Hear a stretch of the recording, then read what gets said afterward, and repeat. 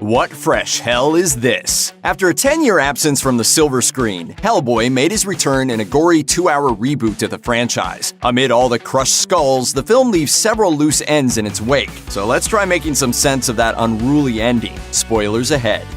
Hellboy's titular half-man, half-hellbeast is portrayed by Stranger Things' David Harbour, who fills the formidable shoes of Ron Perlman, the actor who starred in Guillermo del Toro's Hellboy films. The film grabs imagery from the original comic book series by Mike Mignola, cribbing plot points and characters from The Wild Hunt, among several others. Hellboy works for the Bureau of Paranormal Research and Defense, battling supernatural creepos alongside his adoptive father, Professor Trevor Broom, played by Deadwood's Ian McShane. Throughout the film, Hellboy is hot on the trail of a spiteful witch named Nimue the Blood Queen, portrayed by Mila Jovovich. In the flashback sequence that opens the film, Nimue is chopped to bits by none other than King Arthur, who rips her apart with his mighty sword Excalibur. Nimue's body parts are scattered throughout the land and remain buried for 1,500 years. Alas, she's eventually pieced back together by her willing supplicant, the humanoid warthog Gruagach. Now Hellboy must stop Nimue before she destroys humanity. Beneath all the rotting flesh and gouged eyeballs, this is the story of a creature searching for his place in the world. If we were to boil down the character's central dilemma, we'd say he vacillates between sympathizing with the supernatural world and siding with humans. As the film lunges toward its conclusion, we learn that Hellboy is the spawn of a demon and a witch of Arthurian descent. In the final confrontation, Nimue the Blood Queen temporarily seduces Hellboy to the dark side after killing Professor Broom before his eyes. Hellboy is garlanded in a kicky crown of hellflame and immediately grows his horns out because he's evil now. As Nimue's squadron of unearthly creatures rip through the terrified London streets, Hellboy ultimately comes to his senses and overpowers Nimue. He decapitates her with Excalibur, sending her still screaming head back into the fiery fathoms of hell.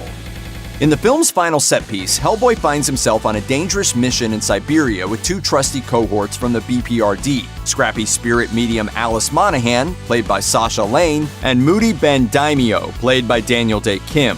Ben is a down-low were-jaguar whose theoretically British accent also has a penchant for shape-shifting. After dispatching the members of a secret cabal called the Atlantis Society, the trio notice a large fish tank. Suddenly, webbed fingers poke out from the murky water and touch the glass surface. If you've ever read the comics or seen the Guillermo del Toro films, the name Abe Sapien will surely mean something to you. Although he may be half man and half amphibian, the character is entirely badass. Portrayed by Doug Jones in the del Toro films, Abe Sapien was once a man named Langdon Everett who dabbled in the occult and paid the ultimate price. He became a half man and half amphibian monstrosity. Those are Abe's webbed fingers clearly clamoring for a sequel. Remind me why I keep doing this?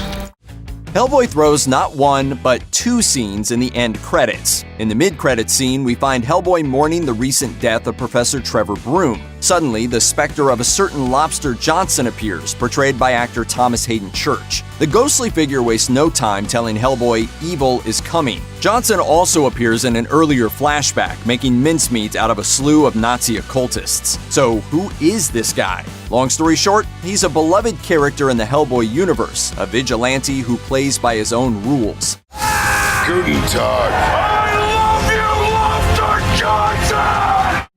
As you just saw, Johnson is fond of searing his signature lobster claw symbol into the foreheads of his enemies. What's not to like about that? During his quest to find Nimue the Blood Queen, Hellboy pays a visit to Baba Yaga, a haggard witch who exists in some far-off dimension.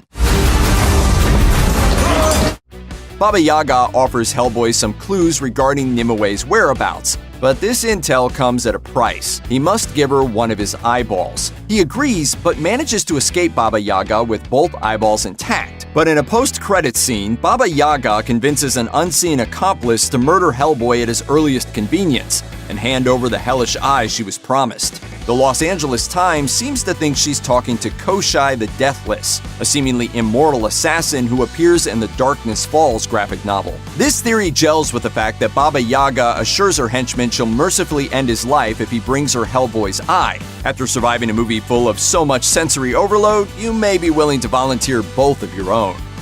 Check out one of our newest videos right here. Plus, even more Looper videos about your favorite movies are coming soon.